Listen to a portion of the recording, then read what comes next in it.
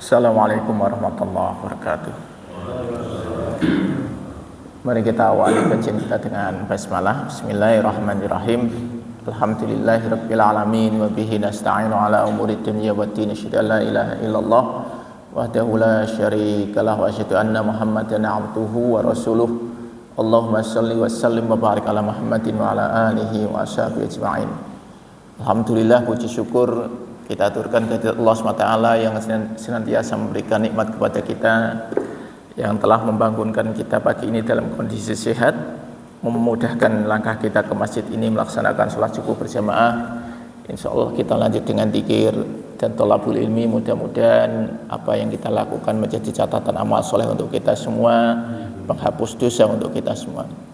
Sholawat dan salam kita sampaikan kepada teladan kita Rasulullah Muhammad Sallallahu Alaihi Wasallam, keluarga, sahabat dan seluruh pengikutnya yang istiqomah mengikuti sunnahnya. Mari kita bersama-sama dzikir. A'udzubillahi minasyaitonir rajim. Bismillahirrahmanirrahim. Allahu la ilaha illa huwal hayyul qayyum. La ta'khudhuhu sinatun wa la naum. Lahu ma fis samawati wa ma fil ard.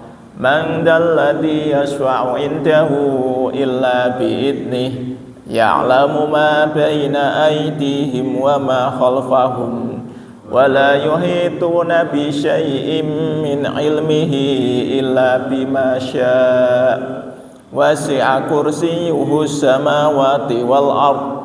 Wa la ya'uduhu hifdhuhuma. Wa huwal aliyyul azim. Bismillahirrahmanirrahim.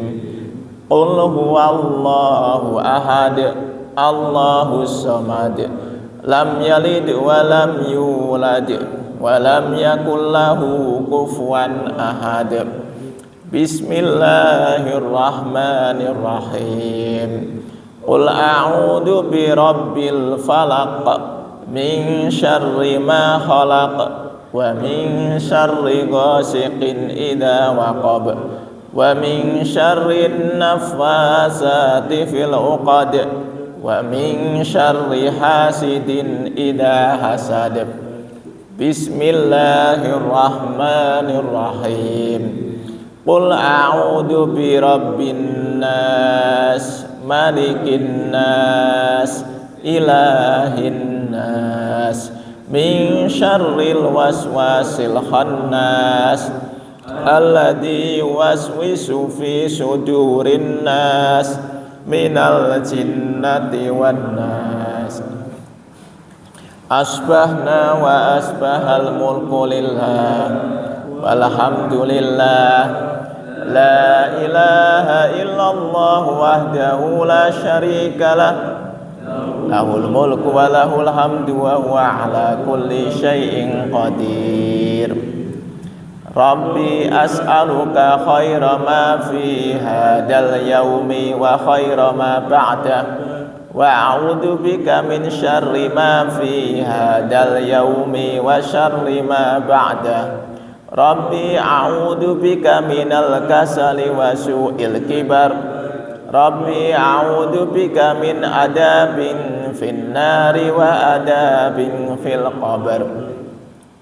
Allahumma bika asbahna wa bika amsayna wa bika nahya wa bika namutu wa ilaikan nusyur. Allahumma anta rabbi la ilaha illa anta, khalaqtani wa ana abduka wa ana ala ahdika wa wa'dika mastata'tu. A'udzu bika min syarri ma sana'tu. Abu'u laka bi ni'matika alayya wa abu'u bi dambi faghfirli fa innahu la yaghfirud dunuba illa anta. Allahumma afini fi badani, Allahumma afini fi sam'i, Allahumma afini fi basari. La ilaha illa anta. Allahumma inni a'udzu bika minal kufri wal faqr wa a'udzu bika min adzabil qabr la ilaha illa anta Allahumma inni as'alukal afwa wal afiyata fid dunya wal akhirah Allahumma inni as'alukal afwa wal afiyata fi dini wa dunyaya wa ahli wa mali Allahumma astur awrati wa amin rawati Allahumma fatni min baini yadayya wa min khalfi wa an yamini wa an shimali wa min fawqi wa a'udzu bi'adamatika an ughtala min tahti Allahumma alimal ghaibi wasyahadati fatiras samawati wal ard rabba kulli syai'in wa malikah asyhadu an la ilaha illa anta a'udzu bika min syarri nafsi wa min syarri syaitani wa syirkihi wa an aqtarifa ala nafsi su'an aw ajurrahu ila muslim Bismillahilladzi la yadurru ma'asmihi syai'un fil ardi wala fis samai wa huwas sami'ul alim Raditu billahi rabba wa bil islami dina wa bi Muhammadin sallallahu alaihi wasallam nabiyya ya hayyu ya qayyum bi rahmatika astaghis aslih li sya'ni kullahu wa la takilni ila nafsi tarfata ain asbahna ala fitratil islami wa ala kalimatil ikhlas wa ala dini nabiyyina Muhammadin sallallahu alaihi wasallam wa ala millati abina Ibrahim hanifan musliman wa ma kana minal musyrikin la ilaha illallah wahdahu la syarikalah lahul mulku wa lahul hamdu wa huwa ala kulli syai'in qadir Subhanallahi wa bihamdihi adada khalqihi wa ridha nafsihi wa zinata arshihi wa midada kalimatihi Allahumma inni as'aluka ilman nafi'a wa rizqan thayyiban wa amalan mutaqabbala Subhanallahi wa bihamdihi astaghfirullah wa atubu ilaih.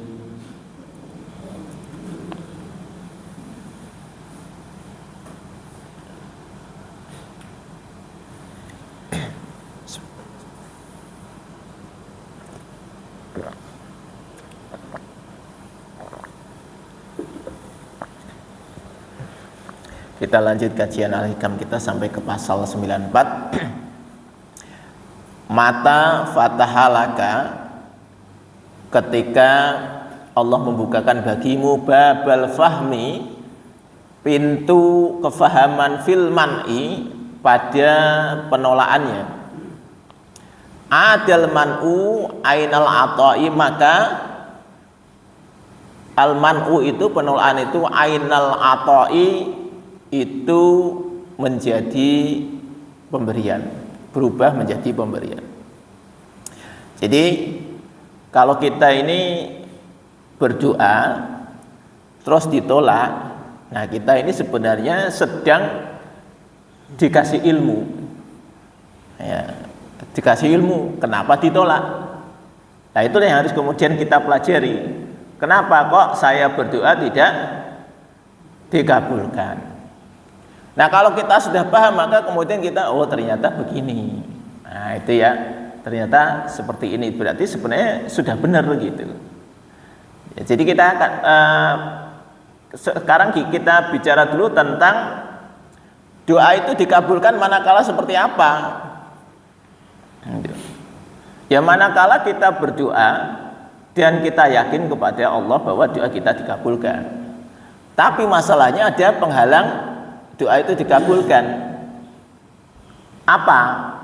Contohnya ketika apa yang kita makan itu berasal dari sesuatu yang haram. Karena ada hadis Rasulullah yang mengatakan ada orang musafir ya yang kusut rambutnya, pakaiannya juga lusuh, kemudian dia menengadahkan tangannya sambil mengucap ya Rob, ya Rob. Tapi kata Rasul, bagaimana doanya dikabulkan jika apa yang dia makan, apa yang dia minum, dan apa yang dia pakai itu dari sesuatu yang haram. Nah itu kata Rasulullah. Nah jadi Rasul itu menggambarkan orang ini memiliki fasilitas doa yang dikabulkan. Pertama musafir. Jadi musafir itu kalau kita dalam perjalanan merupakan salah satu waktu istimewa untuk berdoa. Sayangnya kalau kita ini dalam perjalanan biasa-biasa aja, tidak kemudian mengkhususkan diri untuk berdoa. Padahal ini waktu istimewa. Musafir kemanapun tidak harus jarak sekian kilo, enggak ya. Kalau misalnya kemudian kita ada urusan, itu misalnya kalau sini ke Ungaran dianggap musafir ya bisa aja gitu ya. Bisa aja, tergantung bagaimana kita memahaminya. Maka ketika itu kita berdoa, insya Allah dikabulkan. Jadi fasilitas musafir itu doanya makbul. Kedua, digambarkan bahwa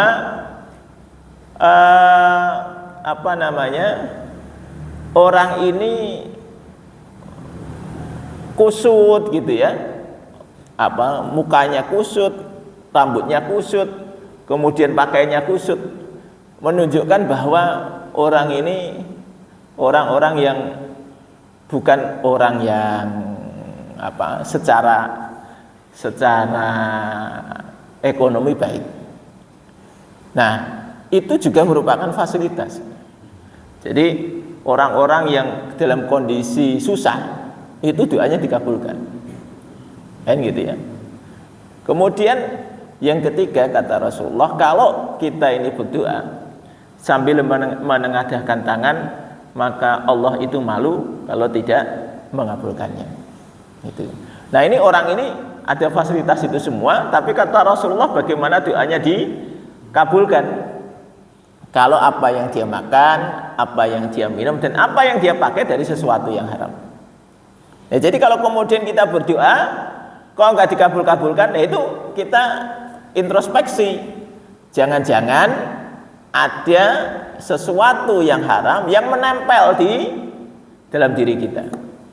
Ya kalau kemudian kita paham itu, nah kita akhirnya merasa ya sudah, memang ini cara Allah untuk supaya saya membersihkan diri dulu dari dosa ini. Nah itu ya. Pertama itu. Yang kedua, kita kalau ditolak itu jangan kemudian punya kesimpulan bahwa doa kita ditolak.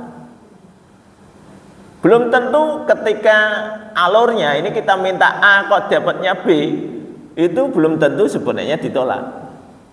Masih ada kelanjutannya. Kita coba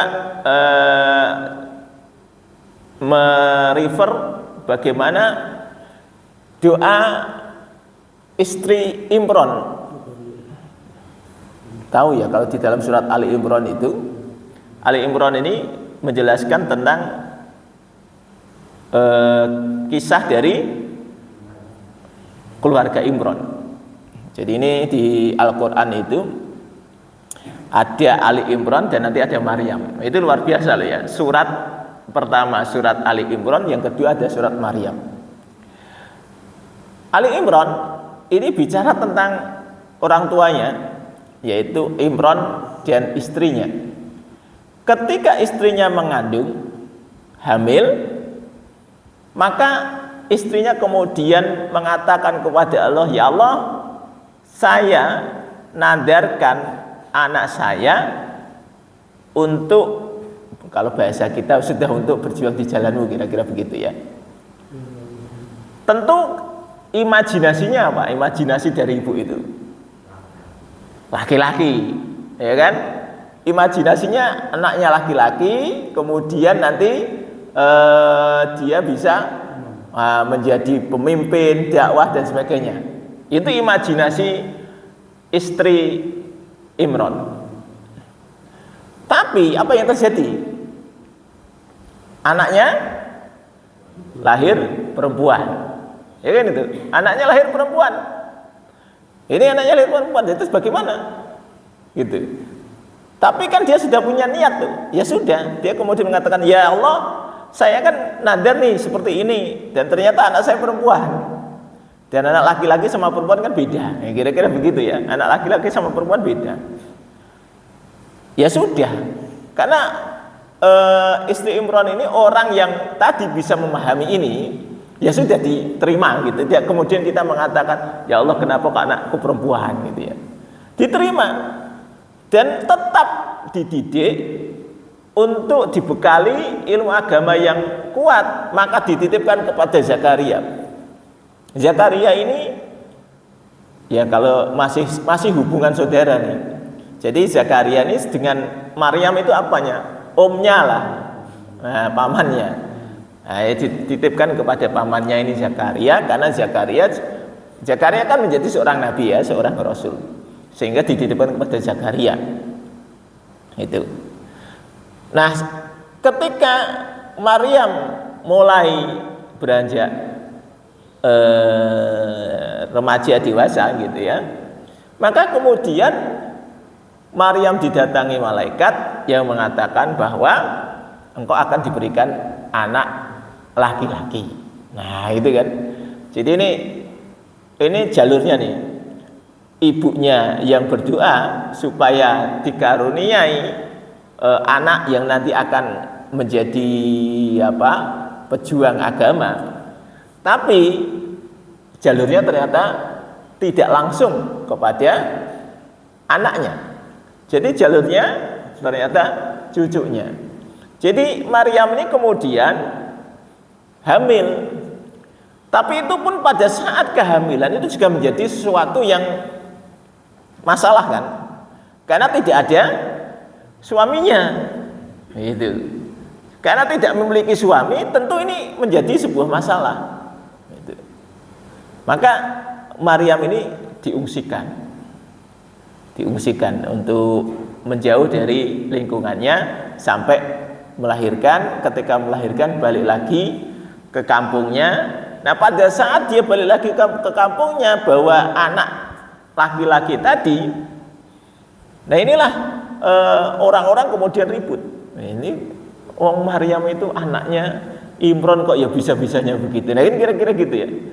Jadi saya membayangkan ini ibunya ini, yaitu istri dari Imran, itu juga mengalami goncangan yang luar biasa. Jadi doanya itu pengen supaya punya anak yang bisa menjadi pemimpin bagi agamanya, tapi ternyata kemudian punya anak perempuan, dan anak perempuan itu kemudian akhirnya hamil, tidak memiliki suami.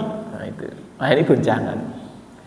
Tapi dari sana akhirnya ditunjukkan oleh Allah bahwa anak laki-laki yang dilahirkan dari Maryam ini memang sudah settingannya sejak awal menjadi rasul.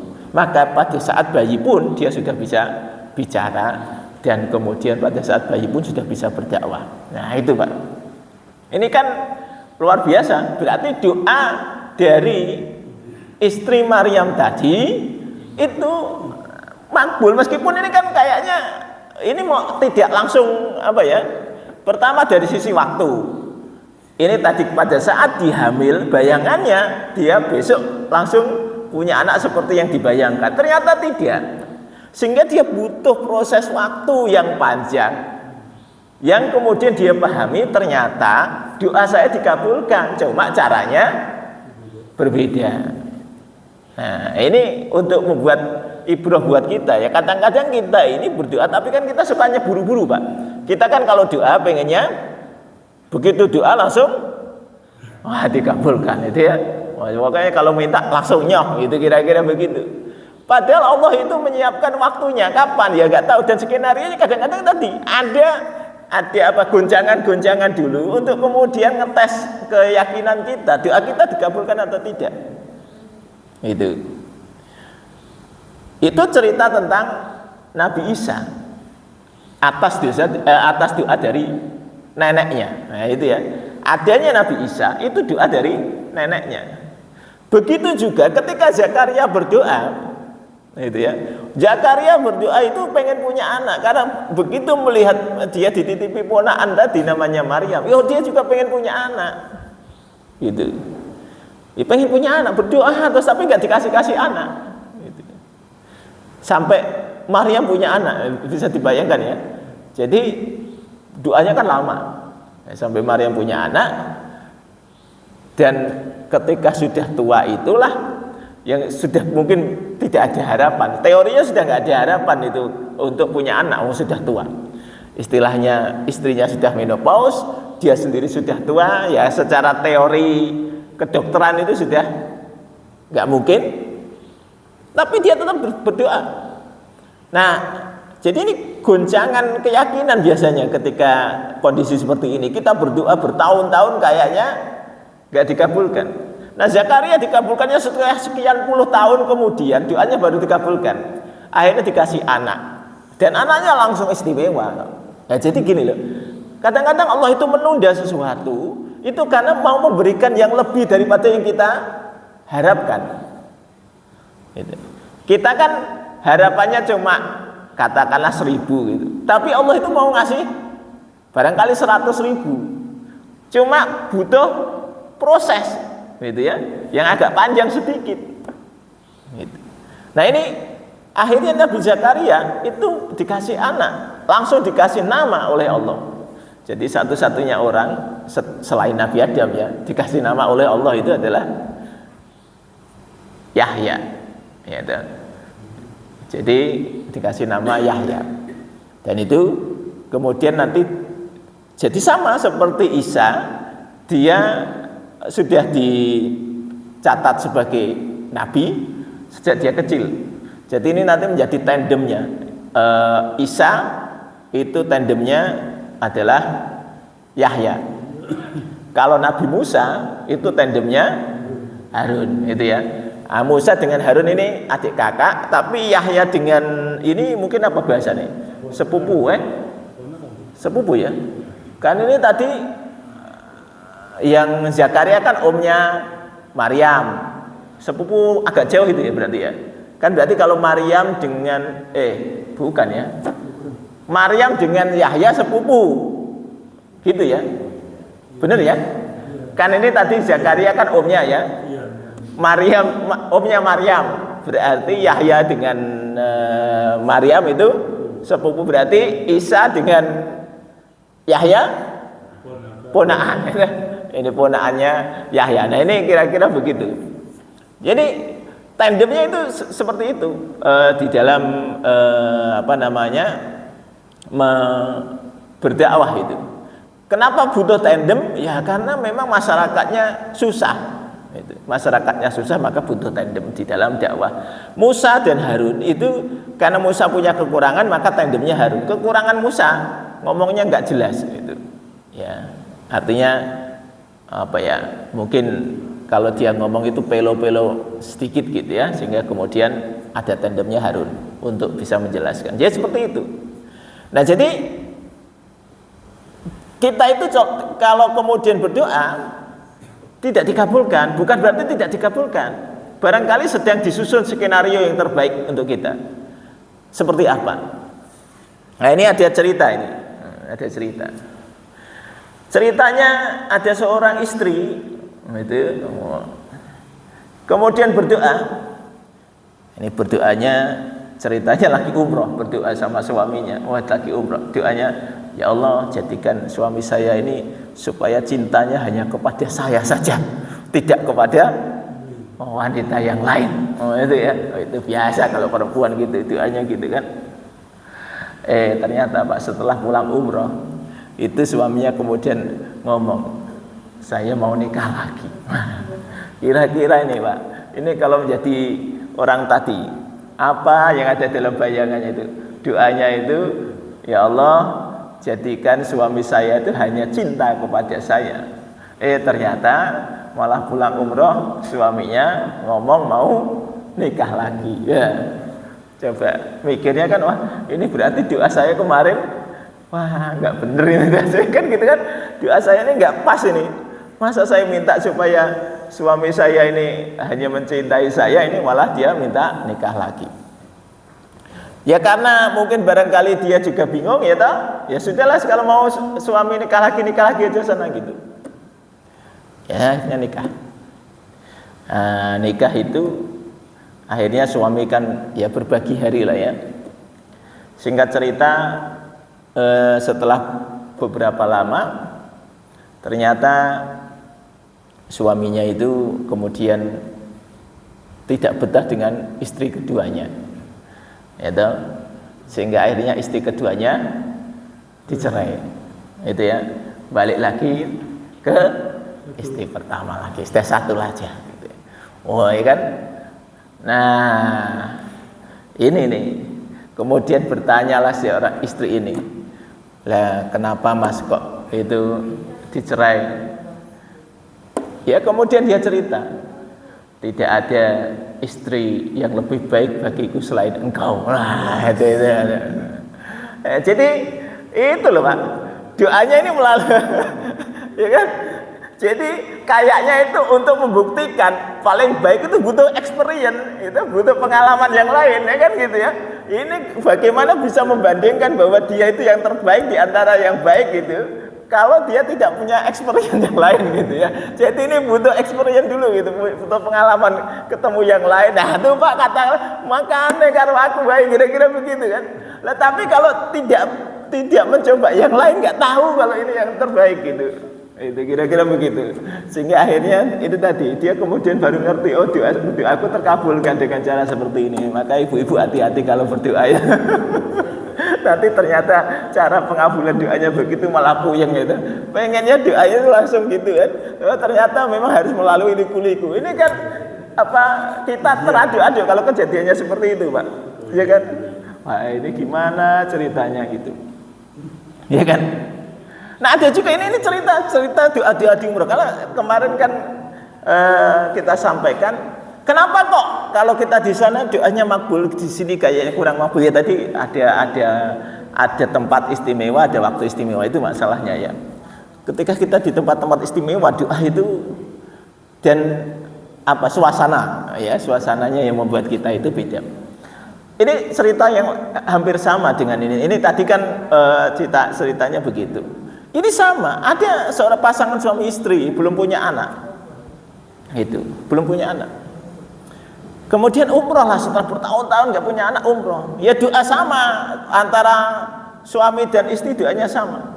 Karena kan kami anak, gitu ya. Karena kami anak, itu ya.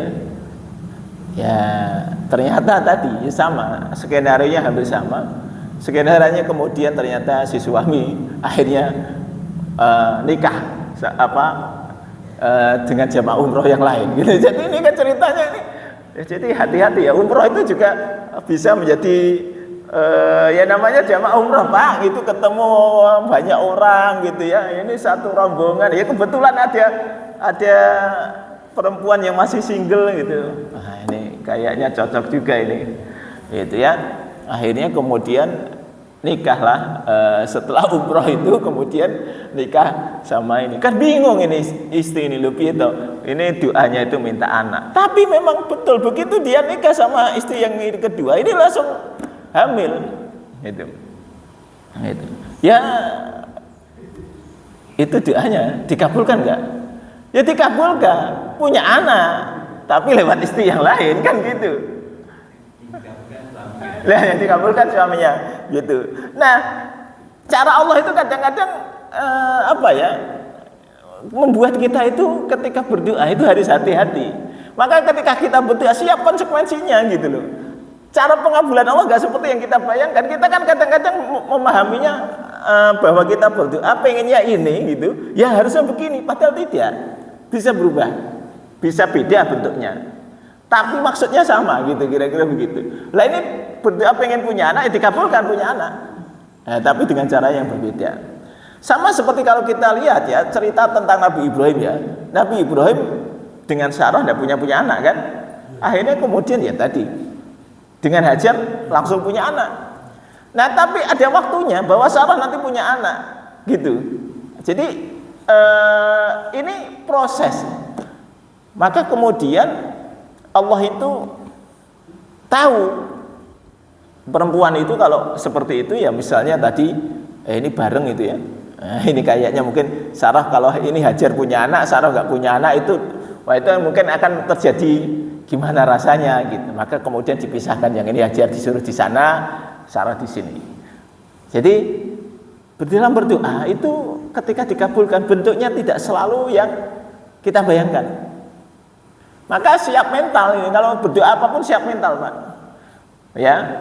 Kalau tidak dikabulkan ya siap mental, dikabulkan juga siap mental. Masalahnya dikabulkannya kan belum tentu sama, gitu kan? Itu belum tentu sama. Pengen punya anak, pengen punya pekerjaan yang baik, lo kan gitu kan? Ya kan kalau anekdot tentang bagaimana permintaan itu kan ya juga banyak. Ketika misalnya pengen punya pekerjaan itu kan mungkin bapak-bapak mengalami lah zaman dulu ketika masih muda berdoa pengen punya pekerjaan gitu ya. Itu kemudian dapatnya apa? Itu. Saya yakin kemudian punya pengalaman yang berbeda-beda ini ketika berdoa ternyata tidak sesuai ekspektasi gitu. Pengen punya pekerjaan, gitu ya. Pekerjaannya apa? Ternyata kok ya nyasar gitu. Ya kok saya pengen dapat pekerjaan seperti ini, kenapa pekerjaannya seperti ini? Gitu. Ya, kadang-kadang yang hal-hal seperti itu membuat kita itu kemudian merasa ya bukan, artinya merasa Allah kenapa kok tidak mengabulkan ya? Padahal dikabulkan, gitu kan? Nah, contoh biasanya di dalam fase ketika sudah bekerja sekian tahun, puluh tahun gitu. Kemudian ini sudah ngomongnya jabatan, itu berdoanya sudah ngomong jabatan. Kalau pada saat masih muda, berdoanya pengen dapat pekerjaan kan gitu. Pada saat masih muda nih, gitu, fresh graduate, doanya pengen dapat pekerjaan aja. Bahkan ketika kemudian ngelamar sini, ngelamar sana ditolak semua, terus pokoknya yang penting gini, ya Allah terserah engkau lah, pokoknya yang penting dapat pekerjaan kan gitu. Itu doanya. Nah sayangnya ketika kemudian nanti dapat pekerjaan, terus kemudian kita mengeluh, ya Allah kenapa kok pekerjaannya begini? Itu ya. Jadi itu yang dialami itu. Nanti setelah jalan baru ngerti. Oh iya kenapa kok saya harus berada di pekerjaan ini? Ya, berada di pekerjaan ini karena memang ya ditakdirkan begitu Pak. Ditakdirkan ada di pekerjaan itu. Ya dinikmati aja. Nah, kemudian tadi minta jabatan, biasanya kalau sudah agak tinggi kemudian minta jabatan. Atau karena mungkin karena ditugaskan di tempat yang tidak disenangi, kemudian kita pengen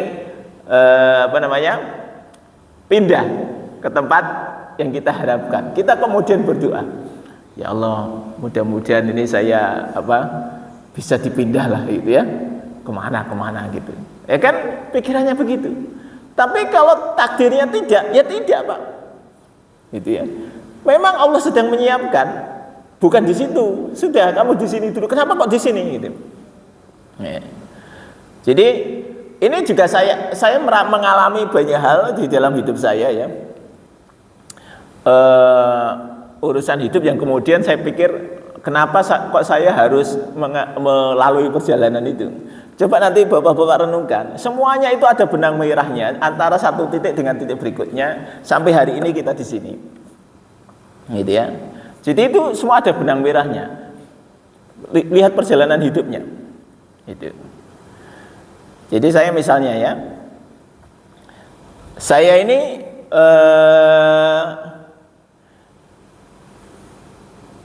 nikah muda. Nah, ceritanya saya nikah muda ini Pak. Saya nikah muda dan kemudian terus langsung tinggal di Cilacap. Bingung saya. Wah, saya mau ngapain di Cilacap itu ya? Ini kok takdirnya kok di Cilacap itu? Nggak tahu mau ngapain. Jadi waktu itu saya belum lulus kuliah. Ceritanya belum lulus kuliah. Tapi saya kemudian ada hikmahnya tuh di Cilacap itu. Karena belum lulus kuliah itu Pak, saya bisa cepat lulus kuliah gara-gara saya dipindah saya harus di Cilacap. Jadi karena saya di Cilacap, kemudian ceritanya waktu itu dulu saya bikin, kalau kuliah saya itu ada namanya kerja praktek. Kerja praktek itu saya waktu itu tuh saya di BMG, tadinya kerja prakteknya di Jakarta. Saya hanya sebentar di BMG Jakarta, kemudian di Cilacap dilalah ada BMG. Saya kemudian datangi, saya minta data, dikasih. Jadi saya kerjakan kerja prakteknya selesai. Kemudian tinggal TA ya, tugas akhir. Tugas akhir pun, ini kan saya jauh ya, harus bolak-balik tinggal tugas akhir. Kemudian saya ngomong sama dosen saya, Pak, saya ini sekarang sudah di Cilacap Pak, ya tolonglah saya dipermudah gitu. Dimudah Pak. Jadi nggak usah banyak, saya nggak bisa setiap hari di sini Pak. Jadi saya harus bolak-balik. Oh ya sudah gitu. Ya, selesai cepat itu gara-gara begitu. Ya jadi itu ada hikmahnya gitu. Kadang-kadang kita kan kenapa saya harus ke sini gitu. Dan ketika sudah selesai kuliah terus mau ngapain gitu ya. Ya ternyata ada hikmahnya juga. Nggak ngapa-ngapain itu bingung gitu. Akhirnya ya minimal saya ketika kemudian datang, ya wallahu a'lam ya, saya kadang-kadang heran. Waktu itu saya mau kerja apa bingung. Akhirnya saya datangi ada beberapa lembaga pendidikan kayak model-modelnya Primagama dan sebagainya gitu ya. Ya saya cuma ngomong aja gitu. Itu semua lembaga bimbingan belajar itu terima saya. Saya nggak usah pakai ngomong ada ijazahnya dan sebagainya. Saya cuma ngomong saya bisa ngajar ini dan saya kuliah di sini. Wow itu Pak langsung diterima, nggak usah pakai, saya nggak pernah ditanya tuh percaya sama saya gitu kan. Ya itu kalau dipikir-pikir nggak masuk akal gitu. Saya di semua lembaga bimbingan belajar itu bahkan kemudian mencantumkan nama saya sebagai bentuk promosi gitu. Dipikir-pikir kan nggak masuk akal, tapi itulah cara Allah aja gitu. Cara Allah untuk kemudian ada jalannya. Jadi kalau kita ini meyakini ini sudah dijalankan di sini, terus ngapain ya? Sudah pasti ada di situ, pasti ada di situ rahasia yang kita tidak tahu, ya kan? Sampai kemudian singkat cerita saya ya tadilah dapat beberapa amanah dan kemudian menangani proyek sampai beberapa proyek di Jawa Tengah. Nah, dipikir-pikir ya tidak masuk akal semua. Wong dari Cilacap desa sana ya toh. Kemudian saya akhirnya bisa dapat proyek di pemerintahan sampai provinsi. Ya tadi semuanya itu Allah mengatur. Nah kalau kemudian saya tanya, kalau hari ini nih Pak, hari ini kalau saya ketemu dengan teman-teman saya kan menjadi aneh sendiri karena memang saya ini orang yang teman-teman saya mungkin kerjanya di tempat yang mewah-mewah begitu ya. Sementara saya cuma kalau ditanya itu saya sekarang apa? Wah bakul areng aja gitu kan. Nah itu semua ya saya syukuri, memang caranya Allah begitu kok. Dan itu saya sampai hari ini menjadi bakul areng itu kalau ya sesuatu yang tidak pernah saya rencanakan gitu. Ya dipikir nggak masuk akal gitu ya. Kok bisa begitu? Ya sudah itu aja diterima gitu.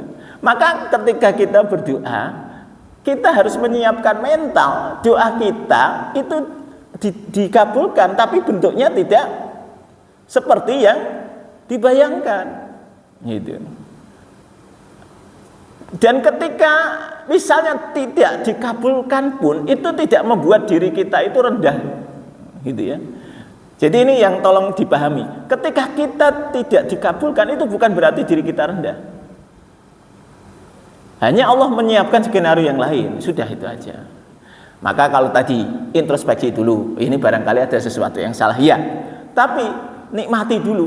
Ini cara Allah untuk memberikan jalan sampai ke tahap yang nanti kita akan tuju. Nah, itu tadi yang disebut sebagai kalau Allah sudah membukakan pintu kepahaman, ya, kenapa kok doa saya kok enggak dikabul, maka kita akan merasa, oh, doa saya ternyata sudah dikabulkan nih. Itu. Jadi pintu kepahaman itu proses itu tadi. Proses kita memahami bahwa ini cara Allah nih, jalannya begini. Maka sering kalau saya ketemu anak-anak muda itu, wah tenang, kalian itu masih punya jatah salah banyak gitu. Lihat kan gitu Pak, semakin tua kan jatah salahnya harusnya berkurang harusnya ya. Di anak muda itu jatah salahnya itu masih banyak. Ya nggak apa-apa, mumpung masih banyak, habiskan di waktu muda. Karena kalau sudah tua nggak bisa apa-apa, Pak. Kita masih salah terus di waktu tua kan repot, ya kan? Kalau masih muda salah nggak apa-apa, gitu. Jadi ini tolong kita ini juga mengingatkan anak-anak kita supaya nggak takut salah. Wah nanti kalau gini salah kan nggak apa-apa, salah silakan aja. Wah memang setiap orang pasti pernah salah. Kalau nggak pernah salah nggak bisa. Gitu. Kita ini pekerjaan sekecil apapun, Pak, itu kan kalau kita tidak pernah salah, kayaknya nggak ngerti kok bisa begini ya, itu ya. Masang lampu itu kalau Pak Ajat kerja di PLN orang tahu kesetrum, berarti ini orang yang salah dengan Pak Ajat, itu ya. Oh, ya, sering kesetrum, Pak. Nah itu berarti benar itu, ya kan gitu. Meskipun sudah diajari SOP-nya, ya kan. Wah ini melakukan proteksi A, B, C, D, tetap pernah kesetrum. Kalau nggak pernah kesetrum, orang kerja ning PLN jenenge. Itu, kan gitu ya. Itu. Jadi kalau setiap itu, maka kita itu jangan kemudian merasa pede. Wah ini kita sudah menjalankan SOP. Menjalankan SOP aja mesti ada salahnya, apalagi tidak ada SOP-nya gitu kan. Proteksinya, wah sudah dibikin, tapi tetap pasti pernah salah, itu pasti seperti itu. Wong apa namanya Pak Panca aja kayaknya cuma gitu, ya pasti pernah salah itu. Oh beliau itu ngirim paket kemana-mana pernah salah, ya pernah salah. Nek salah misalnya, katakanlah ngirim paket itu kan harus ada perencanaan. Ini rutenya kemana, gitu kan? Karena kalau salah perencanaan itu apa yang terjadi? Wah bolak-balik, kesel, nah, kan gitu. Tapi kalau sudah ngerti ada perencanaannya, wah nanti harus begini nih rutenya ke sini. Itu hal yang sederhana. Jadi kita harus memahami bahwa setiap orang punya jatah salah. Jangan takut berbuat salah. Kalau Anda takut berbuat salah, Anda nggak akan pernah tahu yang benar, kan gitu. Benar itu manakala kita sudah ngerti ilmunya, yang benar itu seperti ini, yang salah seperti ini, ya. Tapi prakteknya itu kan tidak semudah itu. Kita kalau nggak pernah praktek itu ternyata untuk menuju yang benar sulit, iya betul. Tapi kan harus praktek. Nah kalau sudah praktek baru bisa, gitu ya. Nah termasuk di dalam hal ibadah itu proses belajar, menyempurnakan diri gitu. Kalau kemudian kita ini disalahke wong ya ora apa-apa, memang salah kok, gitu loh. Kalau kita salah disalahke itu hal yang wajar. Nah, itu jangan kemudian Anda salah disalahke nggak terima. Ya salah disalahke terima, karena itu proses untuk kita memperbaiki diri. Kalau nggak pernah salah itu bukan, kalau Anda nggak pernah salah berarti Anda bukan manusia, kan gitu. Karena manusia itu tempatnya salah. Wes beres ngene. Wae cara mikire ngono ae. Jenengan iku nek disalahke wong itu ya ora aja langsung ditolak, karena pada dasarnya memang kita ini tempatnya salah. Itu kan. Jenengan kalau mau kerja dimanapun kan pasti pernah disalah-salahke karo atasannya, gitu ya. Saya yakin jenengan itu kalau jadi bawahan mesti ono salahe. Itu. Ono ae salahe. Jadi bawahan iki ora tau ono benere, mesti sing digoleki salahe. Jadi bawahan ngono kuwi. Ya wis memang mau enggak mau kalau Anda jadi bawahan ya disalah-salahke sama atasan ya terima, memang jadi bawahan kok. gitu. Kecuali ada jadi atasan. Wah, jadi atasan cuma nyalah-nyalah kayak gitu.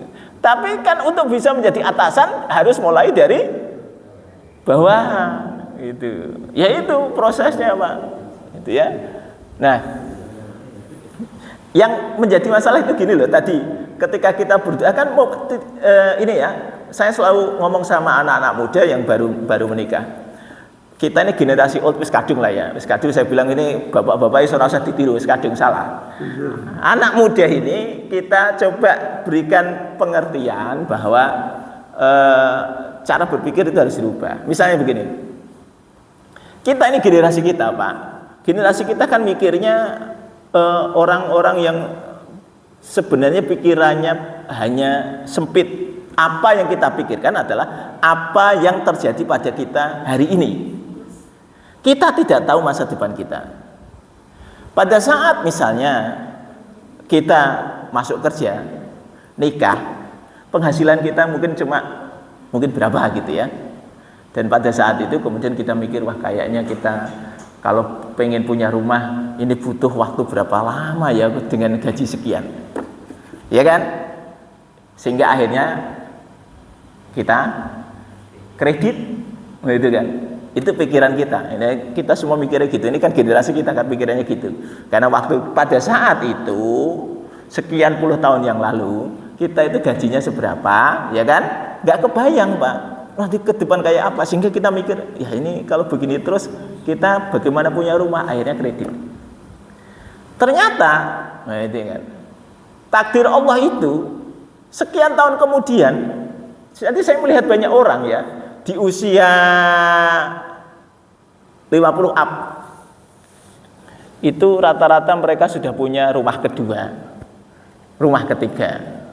Yang rumah kedua dan seterusnya itu belinya cash. Yang itu tidak pernah terbayang pada saat dia umur 20-an, 30, betul kan? Kebayang nggak pada saat umur itu bahwa dia akan bisa punya rumah cash? Nggak kebayang. Tapi justru di usia yang sudah ini level atas tadi, dia bisa beli mikir apa? Nanti biar anak saya sudah ada rumahnya. Oh itu pikiran orang tua tuh. Akhirnya kemudian beli rumah kedua, beli rumah ketiga dalam rangka mikir untuk anaknya. Dan itu belinya cash. Nah maksud saya, anak-anak itu tolong diajak berpikir seperti itu. Akan ada masanya bahwa nanti mereka bisa beli dengan cash. Gak usah buru-buru, sabar. Nah itu proses itu. Nah itu tadi keyakinan. Maka ini kan memahami proses dikabulkan atau tidak. Ada proses sabar di sana. Mikirnya daripada ngontrak ya. Daripada ngontrak. Ya. Kredit gitu. Anak milenial mikirnya nggak begitu, Pak. Kalau anak milenial kalau ditanya kebutuhannya sekarang rumah atau mobil, saya yakin anak milenial akan milih mobil. Betul nggak? Tanya tuh Pak, anak-anak milenial tuh. Milih mana? Mau punya rumah atau mau punya mobil? Anak milenial punya mobil aja dulu. Rumah gampang. Sekarang itu wah, ya kan? Ya, anak sekarang pikirannya beda. Ngontrak nggak apa-apa rumah, tapi yang penting punya mobil. Dia mobilitas bisa lebih mudah.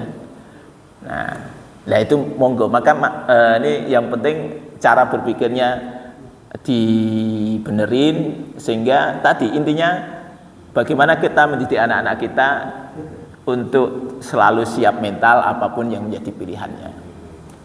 Oke, saya kira itu dulu.